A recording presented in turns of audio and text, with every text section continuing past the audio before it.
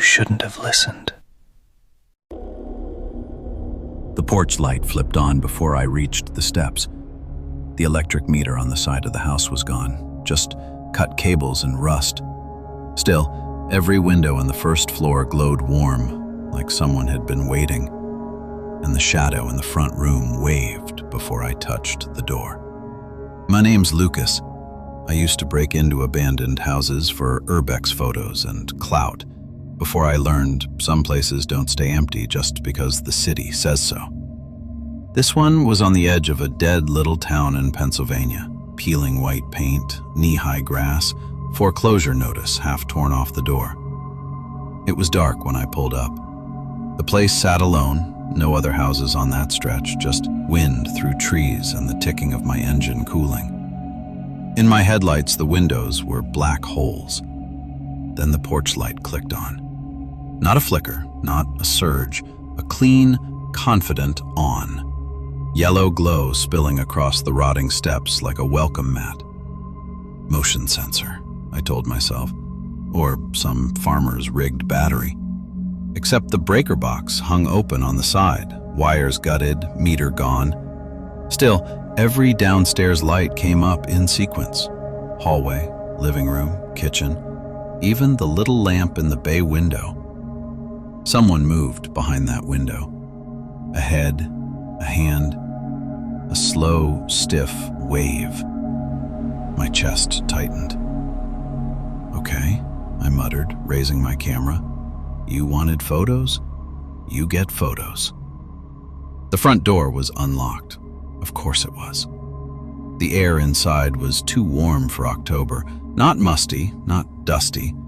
It smelled like old coffee and dryer sheets, that stale domestic smell of a house that's been lived in too long. The TV in the living room was on, static only, hissing quietly. On the coffee table sat 4 mugs arranged on coasters. 3 were empty. The 4th held something dark and still steaming. I didn't look too close. "Hello?" I called. "Anyone here? I thought this place was condemned." The TV static snapped off. The living room lamps dimmed, then brightened, like a heartbeat. Something moved in the hallway mirror.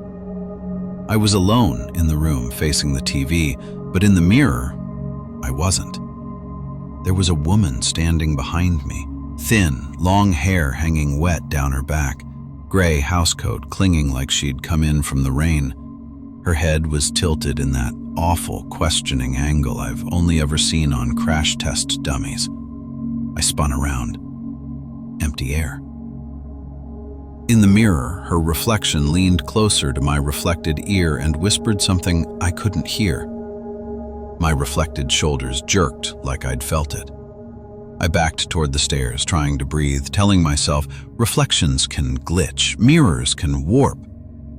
As I put my foot on the bottom step, all the lights in the house snapped off at once. Total dark. Then a single bulb at the top of the staircase clicked on, swinging slightly, casting harsh, swinging shadows down the walls. From upstairs came the sound of drawers opening. Every drawer. Wood slamming, silverware rattling, closet doors thudding. A frantic, endless search. "Hey!" I yelled, because I'm an idiot. "I'm leaving, okay? I'll go!" A child's voice answered from right beside my head, small and polite. "Don't go. We just got power back." I froze. My eyes watered. The voice wasn't in the air, it was in the wall, in the wiring. Every outlet on the staircase wall spat a tiny arc of blue light. The bulb overhead blazed white-hot, swinging faster. I forced myself up the stairs, one hand on the rail, heart punching. At the landing, the hallway stretched too long, doors too many, like the house had grown a second floor since the last time it had been measured. Every door stood slightly open, light under each, different colors, blue flicker, warm lamp glow, sickly green. The nearest door pushed itself wider as I approached. Inside, a bedroom was frozen in the same second forever. Clothes laid out on the bed, TV guide open, an alarm clock stuck at 2:17 blinking 00000. I could feel someone just left it.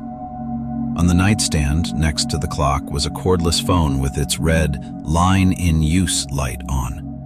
I picked it up without thinking and put it to my ear. Breathing. My own voice on a delay saying, "Hello?" Over and over, each time weaker. Then under it, a woman sobbing softly. "Please," she whispered. "You promised you'd come get us. You said if the lights were on, it meant it was safe." The cordless beeped low battery. The line went dead. The house went bright. Every light on both floors snapped back, full brightness, no buzzing. The TV downstairs started playing a sitcom laugh track, way too loud. A microwave somewhere dinged. The hallway filled with the sound of feet. Not stomping, not rushing, just people walking.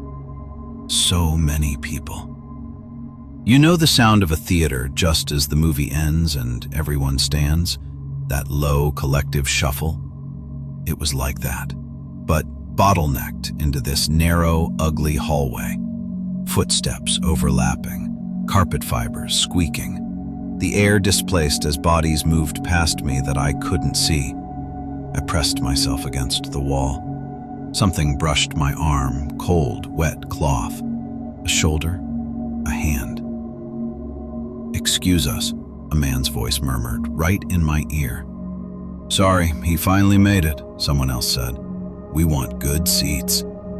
They poured past, invisible, into bedrooms, into the bathroom, down the stairs.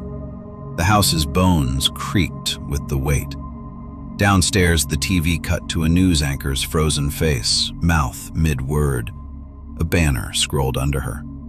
"Electrical fire kills family of 4 in foreclosed home. Power was never officially restored." My name was in the ticker. Neighbor who called it in, Lucas Carter. I never called anything in. The lamp beside me flickered. The bulb glass stretched, bulging like something was trying to squeeze out through the filament. "You took a picture, remember?" the child's voice in the wall whispered. "You posted it. You said..." Someone finally turned the lights on in that dead house. I had. A passing shot from my car months ago. Joking caption, weird glow in the window. "We thought it meant rescue," the woman sobbed from everywhere at once. "We stayed. We waited. We burned where we stood." The walls got hot. Not metaphorically. The wallpaper blistered under my palm. The air turned brown with smoke that wasn't there, my throat closing on memory. I stumbled blind down the stairs, heat on my face that didn't match the cool October air still leaking under the door. At the threshold, the house did one last thing. It shut everything off. Lights, TV, voices. In the instant of dark that followed, I saw them all in one frame. A family in the living room, in their last positions. A woman by the front window. Boy on the stairs. Man in the hall. Baby in a playpen shaped like that discolored patch in the carpet. Fire haloed them, invisible and screaming. Then I was outside, on the dead lawn, night air sharp and real, house black as a tooth. I don't do urbex anymore. Power company records say that address hasn't had an active account in 10 years. Still, when I drive past Ash Road late, that porch light flips on as my car approaches. Every window glows, and my phone buzzes with a notification from my old account I deleted. Someone liked your photo. They finally turned the lights on in that dead house. The automatic doors slid open before I finished the joke. Every store inside glowed with full power, though the mall had been closed and boarded for a decade. The music system played a cheery pop song that was popular the year it shut down, and the mannequins turned their heads a fraction each time I looked away. My name's Hannah. In high school, I practically lived at Meadowstone Mall. It was the hangout spot in my little Midwest town until all the real shoppers moved to bigger cities. After 3 stabbings and a fire in the food court, they shut it down. 10 years later, someone spray-painted "Let It Die" across the plywood over the main entrance. One drunk weekend, my idiot friends dared me to sneak in for old time's sake and film a TikTok. I went alone because fear and nostalgia feel exactly the same if you're stupid enough. The parking lot was a cracked ocean of weeds. My headlights swept over dead light poles, a shattered cart corral, the skeleton of the old fountain. The main doors were covered in plywood, except the middle panel hung loose, just enough for a person to slip through. As I killed the engine, the lights in the atrium flickered on. I saw it through a gap, the interior blooming to life, level by level. That familiar teal tile, the staircase with the brass rail. My chest hurt. I laughed once, sharp and fake. Inside, the air was wrong. Not cold like you'd expect, not stale. It smelled faintly of pretzels and perfume and the rubber off new shoes. The automatic doors, long dead, slid open ahead of me like they were ashamed of the plywood. Every store I could see was lit up. Display windows dressed, sale signs out. A looping announcement played over the speakers. "Attention Meadowstone shoppers, the mall will be closing in 15 minutes. Please make your final selections." The giant digital clock above the food court read 12:03 a.m. I filmed as I walked.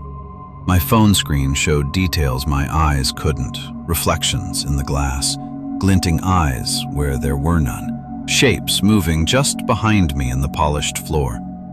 The mannequins bothered me most.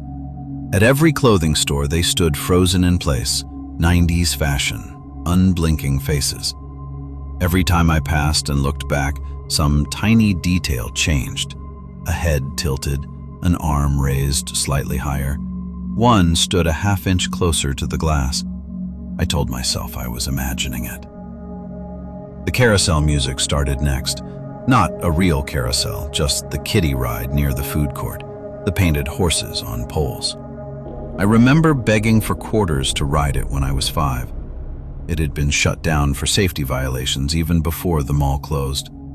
Still, the Calliope song chimed through the atrium, plinking and off-key. The horses bobbed slowly up and down on their poles, lights around the base chasing. No one sat on them. No one tangible, anyway. As I got closer, the air thickened. It felt like walking through breath, tiny hairs at the back of my neck prickling, like I was passing through a crowd I couldn't see. The security gate at the food court's main aisle was up. Tables that should have been gone were back, cleaned, tray racks in place. At the far end, the pretzel stand lights flicked to max. A tray of golden, salt-dusted pretzels sat steaming under the hot lamp. My stomach growled in pure muscle memory. A girl stood behind the counter. She wore the Meadowstone pretzel uniform from my era, green polo, visor, name tag that said Jen in cheap block letters. Her skin was the color of chewing gum that's been stuck under a table for a decade. Her hair hung in lank, wet strings.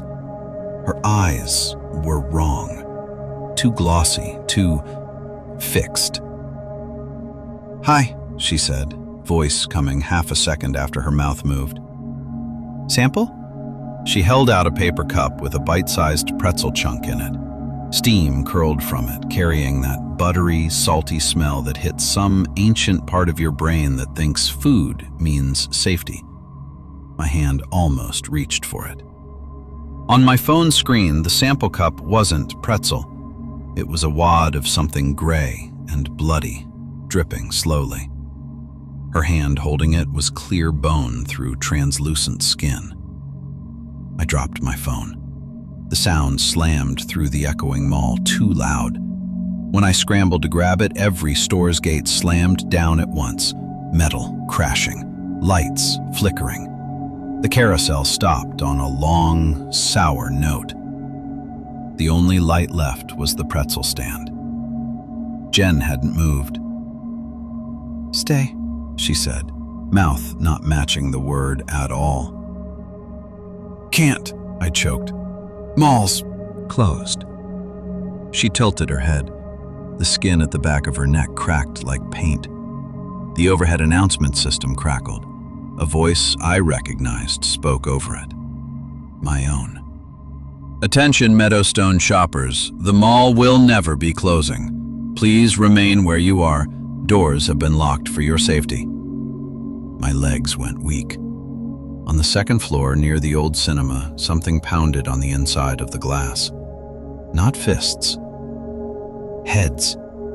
Dozens of faces smashing into it in rhythm, mouths open in silent laughs. The mannequins stepped off their platforms. Not all of them, just enough. A man in a denim jacket and empty plastic eyes walked out of the old Sears, joints jerking like he was learning how to use them. A kid-sized one in a tracksuit shuffled from the shoe store, one foot banging the floor too loud, like its ankle had only one direction. They turned toward me in stuttering increments. No smooth pivot, just snap. Now their faces were angled my way. "Final call," my voice said over the speakers, smooth and cheerful. "Last chance to stay forever." Something cold touched my hand. Jen stood in front of me now, much closer than she should have been. Her arm had stretched a little too far to get there. "Just sit," she said. "Everyone ends up back here eventually." Behind her, I saw the food court tables fill. At first, it was just impressions, shadows sitting down, heads bowing over nothing.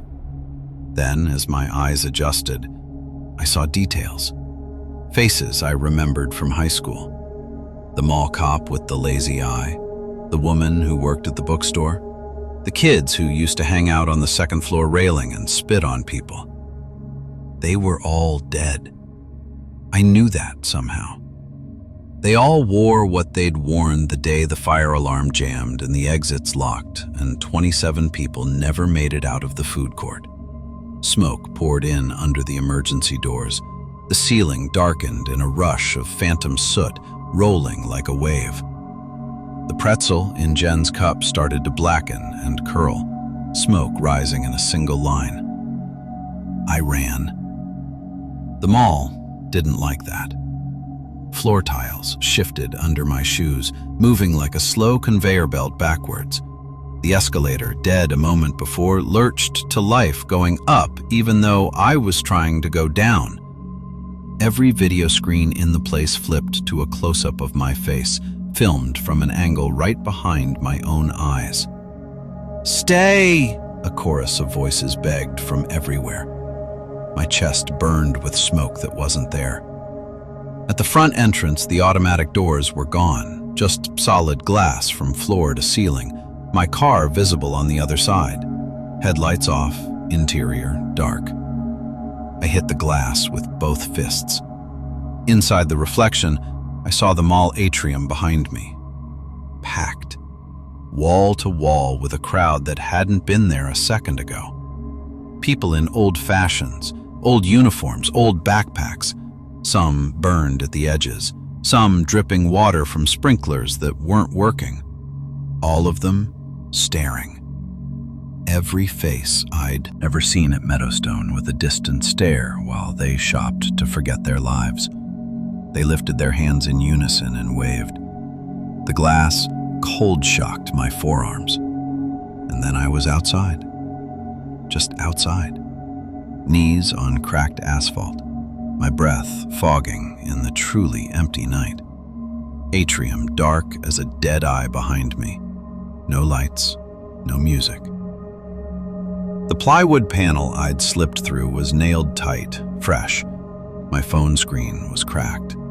The video I took is wrong. Every shot stays black until the last 2 seconds when my own face appears, way too close to the lens, eyes wide and dark like twin screens. I lean in and whisper, "Mall's still open." I moved away from that town. I shop online now. But sometimes, scrolling late, a sponsored ad pops up at the bottom of my screen. "Come back to Meadowstone," it says. "You forgot something." The Shop Now button doesn't go anywhere, just spins, like automatic doors trying to decide which way to open. The bell rang before I touched the door. Not the faint rusted clank of a dead building, a full, sharp, electric ring that vibrated the glass. Inside, the hallway lights flickered awake one by one, chasing each other toward the cafeteria. And from the far end of the hall, a class began reciting the Pledge of Allegiance in perfect unison. Even though this school had been abandoned since 1997. My name is Michelle. I volunteer with a preservation group that documents old buildings before demolition. That's how I ended up inside Hollow Creek Middle, the school my older brother went to. The school where a boiler explosion killed 12 kids and a teacher the year before I started kindergarten. I shouldn't have gone alone.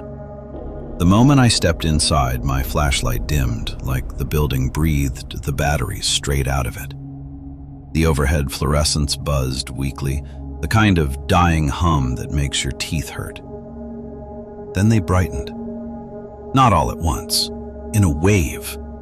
Starting far down the hall, racing toward me like something crawling under the ceiling tiles. Classroom doors slowly pushed open as the lights passed them.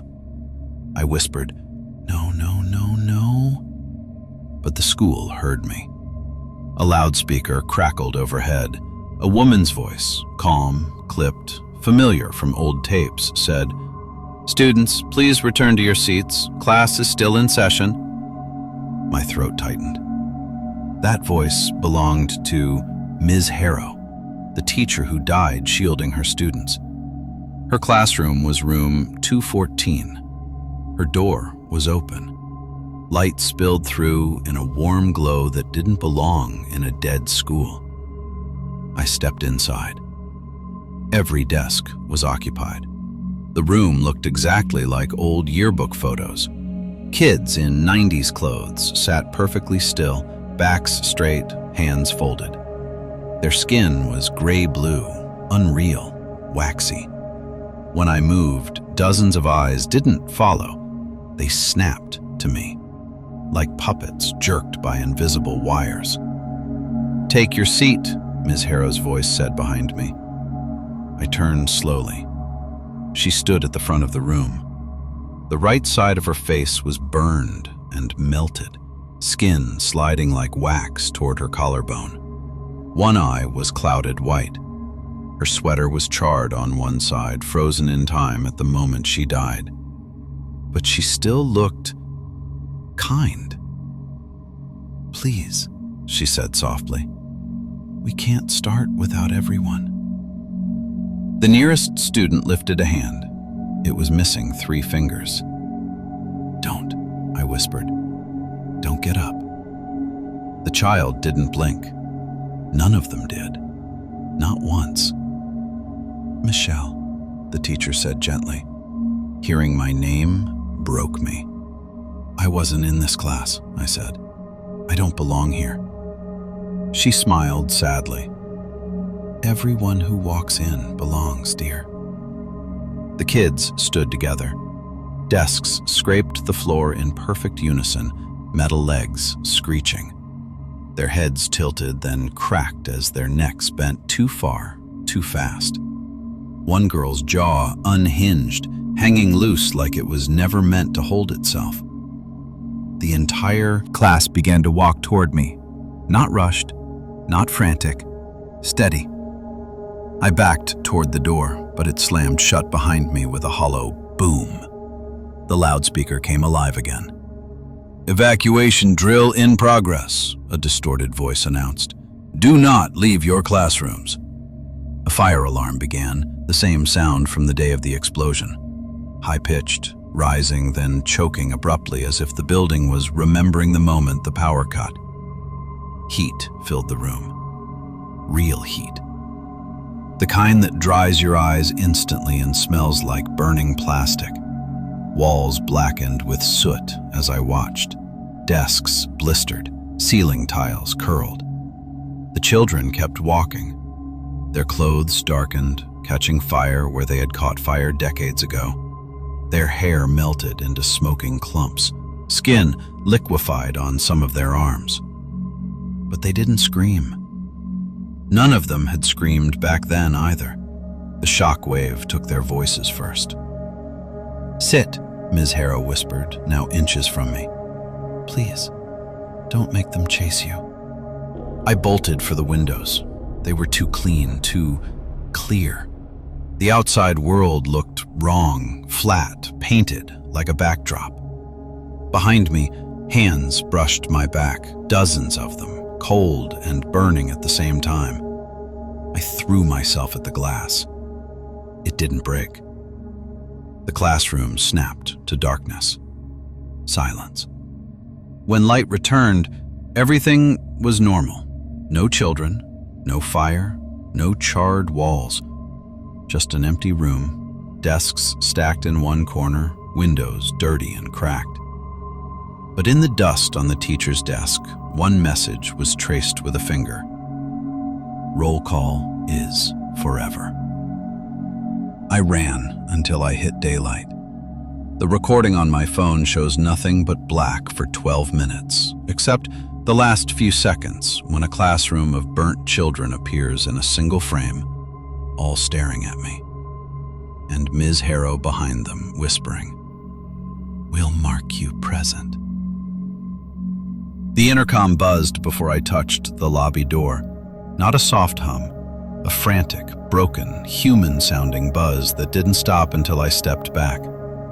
Behind the cracked glass, the lobby lights flicked on by themselves, even though the building had been condemned for mold and electrical failure years ago. And someone whispered my name through the speaker, in my own voice. "My name's Rhea. I used to deliver eviction notices in Chicago. Not glamorous, not fun, but it paid.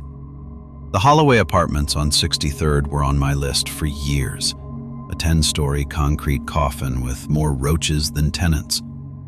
After a fatal electrical fire on the 8th floor, the whole building was shut down, fenced, gas cut, everything tagged unsafe. Still, people swore they heard phones ringing inside. I went one afternoon to post the final ownership notice. Sun was high, but the lobby sat in full shadow, like the building leaned into it on purpose. As I stepped onto the walkway, the intercom crackled. "Hello?" I said, stepping back. A voice answered through the old metal grid, and my spine turned electric. "Rhea, don't come in." It was my voice, but off, thinner, slight echo, like recorded on an answering machine. I froze. My finger hovered above the lockbox code. The intercom hissed again. "Stay outside, please." "You're not funny," I snapped. My reflection in the glass didn't look back in sync. It lagged a full second behind me. The lobby lights blasted on. Every bulb, every hallway, the whole place glowing the sick yellow of old fluorescent tubes. The lock clicked open. On its own. Inside, the lobby looked freshly cleaned. Floors shiny, no dust, mailboxes open and neatly empty.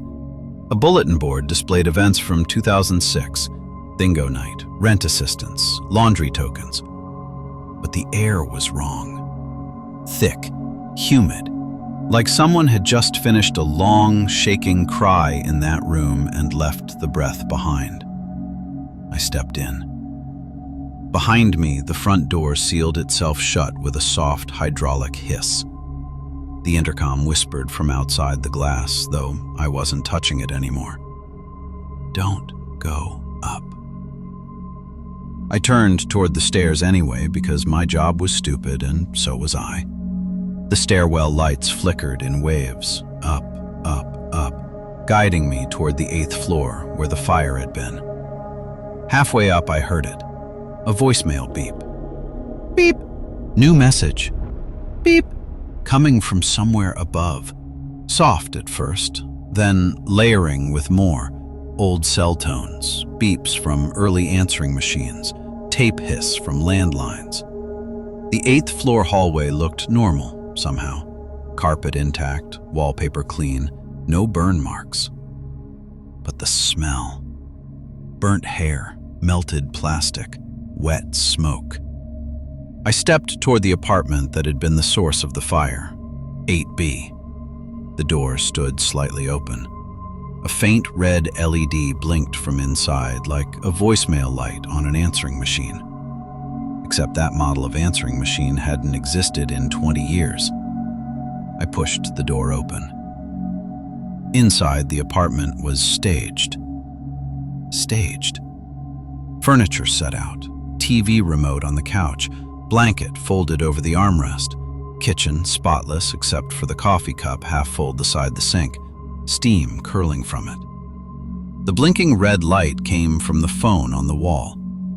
A corded landline. The little digital display read, "New messages, 127. My breath hitched. The phone clicked. Speaker mode activated. Message 1 played. A man's voice, terrified, whispering, "She's in the walls. She's coming through the walls. Don't pick up. She hears you when you pick up." Beep. Message 2. A child crying. "Mommy? Mommy, it's hot." Beep. Message 3. A woman, choking, screaming for someone named Lisa. Beep. Message 4. My voice. "Ria, don't listen. Don't be here. Don't." I slammed my hand over the speaker. The machine kept going. 127 messages, voices overlapping now, as if played all at once, begging, sobbing, some whispering things like, "Don't leave us. We can't hang up. She won't let us." The apartment temperature shot up, oppressive, suffocating. The wallpaper bubbled. The walls began to breathe. The drywall behind the paint pulsed outward in slow, wet expansions, like a body trapped behind it, inhaling too deeply. Something pressed from the inside. A face. Then another. Hands. Dozens. Each pushing forward, stretching the paint, leaving the imprint of mouths open in silent screams. The answering machine shifted to a new playback mode. One long, continuous audio of every resident's final moments layered together. Then the walls ruptured. Not breaking, but splitting. Peeling open like the building exhaled a lungful of dying air. Black smoke poured from seams in the wall, cold and thick. Within it, silhouettes twisted violently, jerking like film running backward. They stepped out. Smoke bodies. Charred outlines of the people who died in that fire. Every one of them wearing their final moments like wet clothes. Melted fabric, collapsed lungs, hands still clutching cell phones they used to call for help. They didn't approach me. They circled me, like a ring. And then the wall behind me whispered in a voice made of crackling flame, "New message. Saved." I didn't think. I ran. Down the stairs, every landing flicking to darkness behind me, lights chasing me like a predator. I burst into the lobby and slammed into the glass. Outside, the intercom buzzed once. Weak. sad. My voice whispered, "I told you not to go up." The door clicked open. The building shut off. Dead. Police responding to my 911 call found no power, no working lights, no phone lines. The apartment on 8B was ashes. No furniture, no carpet, no phone. But my cell had a new voicemail, time-stamped 10 minutes before I even entered the building. A child's voice whispered, "Mommy, it's hot. Tell the lady not to open the door." The punch clock chimed the second I stepped inside. A clean ding, bright, electric, even though the factory had been shut down since 1984, and the punch clock on the wall was nothing but a rusted metal box full of mouse nests. Overhead, the production line lights blazed on, row by row, like someone was walking the catwalks, flipping breakers in perfect rhythm. And from somewhere deep inside the building, I heard a whole shift of workers, breathing. My name's Cole. I do salvage work, copper, wiring, old mechanical parts. The old Haverton Plastics plant in Indiana was supposed to be easy money. Massive building, no cameras, no security, and a whole decade of rain damage. But the moment I crossed the threshold, I knew something was deeply wrong. The air was warm. Factories don't hold warmth for 40 years. The floor beneath me thrummed, vibrating faintly with a slow, heavy pulse.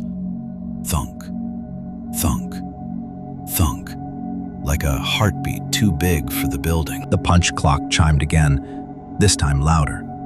Without meaning to, I lifted a punch card off the floor, yellowed, brittle, a name barely visible. Cole Hartman, Shift B. My name. My shift. Someone had written the date on it too. Today's date. Nope, I whispered, but the factory didn't care. The overhead conveyor belts screeched to life. Rust shuddered loose in clouds. Ancient belts convulsed. Old rollers groaned like bones grinding. Machines that couldn't possibly run without power ran. Down the main aisle, a red on-air light blinked above the control booth. The windows were dark, but movement flickered inside. Shadows passing, turning knobs, adjusting unseen switches. The PA system crackled. A man's voice boomed through the building in a thick 1970s Midwest accent. "Shift B, return to your stations." The voice vibrated every metal beam. I backed toward the exit, but the massive door behind me slid shut, locking with a seismic clang. Then the workers arrived. Not walking, falling, dropping into place behind machines like their bodies remembered gravity differently. Translucent, flickering, but unmistakably human. Coveralls with melted patches, faces scorched on one side, missing hands, hair burned to the scalp. Some had their jaws fused sideways, sealed shut from heat. Every one of them stared at me. Not angry, expectant. Like I was late. A woman in a warped hairnet pointed at a workstation near the molding press. Her hand was blackened, fingers curled as if melted into that shape. Her voice scraped the air. "Get to work." The machine beside her roared, molten plastic bubbling inside. I didn't move. Her head jerked unnaturally fast, snapping to a perfect right angle. "Now!" I forced a step backward, then another. She followed without moving her legs, sliding, feet locked, body drifting across the concrete. She went nose to nose with me. "When the alarm rang," she whispered, "we waited. We thought someone was coming." Her melted cheek twitched. No one ever came. Every machine in the room screamed at once. Metal shrieked, Conveyor belts snapped, sparks rained from dead overhead cranes, falling in slow motion. And over it all, the factory alarm, the very one that sounded the day of the explosion, blared through the PA, warbling, choking, then going silent just like it had in the old newspaper articles. The workers didn't react. They moved mechanically, repeating their last motions, stamping, welding, sorting. One man repeatedly lifted his ruined arm toward the press, like he was still trying to pull someone out from underneath it. Another twisted a non-existent valve over and over, mouthing the same looping prayer. A third kept walking straight into a wall, turning, walking again, over and over. The PA crackled again. "Cole Hartman, clock in!" A metallic card shot out of the punch clock and fluttered to the floor. My hands wouldn't stop shaking. The melted woman leaned close, breath reeking of charred fabric. "You were supposed to relieve us." I wasn't born then," I stammered. "I'm not—" "You're on the list," she whispered. "That's all that matters." Behind her, the molding press lurched violently. Something inside screamed. Not a person. The building. The pipes, the metal, the walls. The whole place screamed. And the workers screamed with it. Not in pain, but in effort, repeating the noises they made the moment the heat flash hit. The air around them shimmered like a mirage, memory burning itself into reality. I sprinted. Machines lurched sideways, trying to block me. Conveyor belts reversed violently. Forklifts rolled forward by themselves, tires screaming on the concrete. The melted woman grabbed my jacket. Her grip was ice cold and blisteringly hot at the same time. "We can't clock out," she said, voice cracking. "So someone has to clock in." Her fingers began to sink through my sleeve, into my skin, leaving cold, numb trails. I ripped myself free and dove between pallets. A forklift slammed into the rack behind me, showering sparks. Ahead, the emergency exit glowed faintly. A single bulb. I ran. The factory roared behind me, machines slamming, metal bending, dozens of voices shouting, "Don't leave us! Clock in! Shift B is still working!" I threw myself at the exit. The door gave. The world outside was quiet, cold, normal. Behind me, the factory went instantly black. Every light dead, every sound gone. Just a silent cube of concrete. My punch card lay in my jacket pocket. Not burnt, not old. Fresh. Printed today. Stamped with the hour I entered and time of departure. Blank. Every night since, my phone alarms go off at the exact moment the old factory shifts used to start. A notification pops up too. "Shift B, you're late." The shelter door was already unbolted when I reached it. Its massive steel handle, which should have required 2 hands, hung loose like someone had twisted it open with inhuman strength.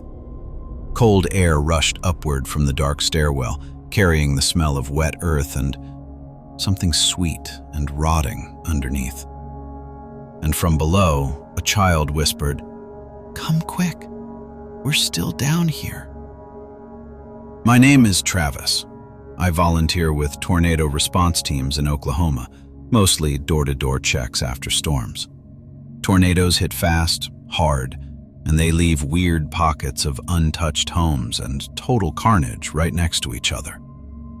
The night this happened, the storm had torn through Maple Bend, a small rural community with one long street and a farm supply store. Every house had a storm shelter. Every storm shelter was supposed to be sealed after the disaster 2 years ago, because 15 people went in and never came back out.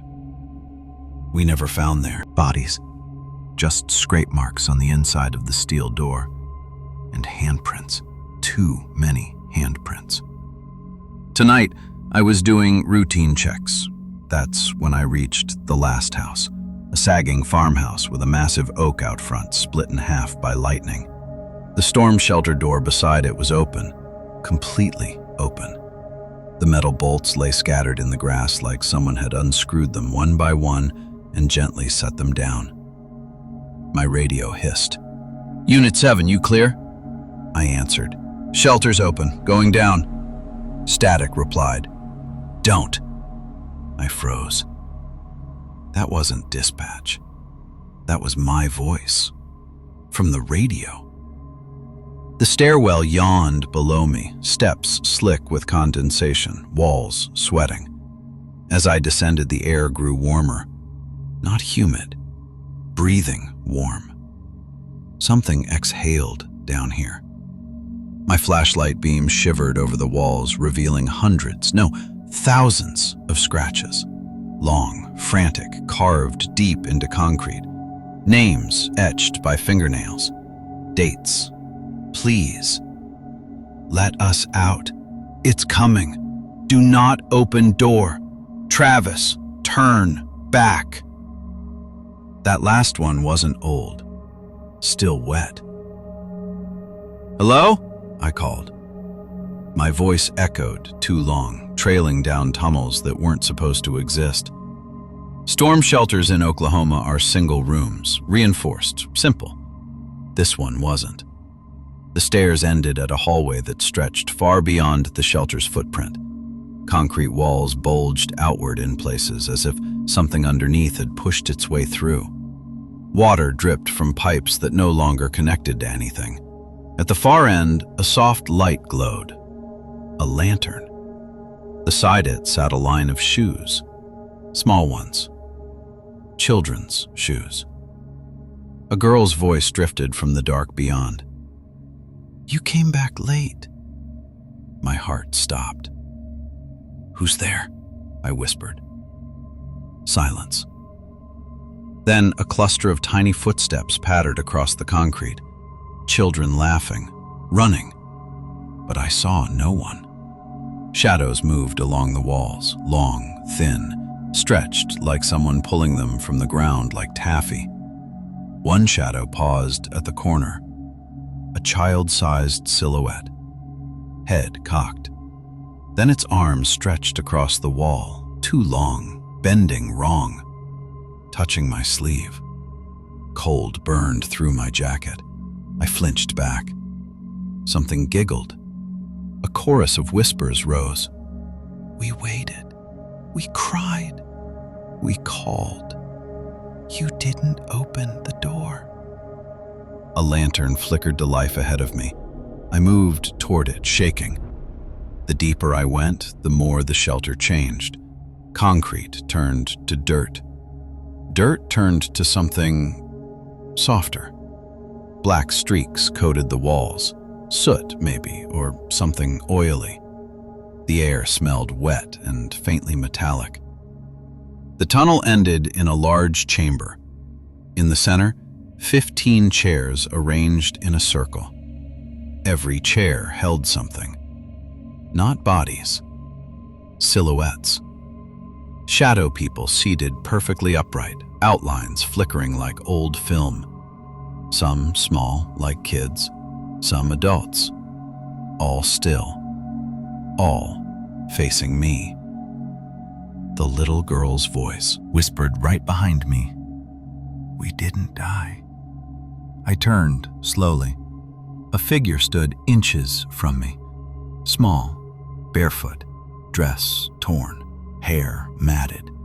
Her face was covered in dirt and something darker. Her eyes were black, not pupil black, abyss black. "There was no tornado," she whispered. A low rumble rolled through the chamber. "We heard it," I argued, breath shaking.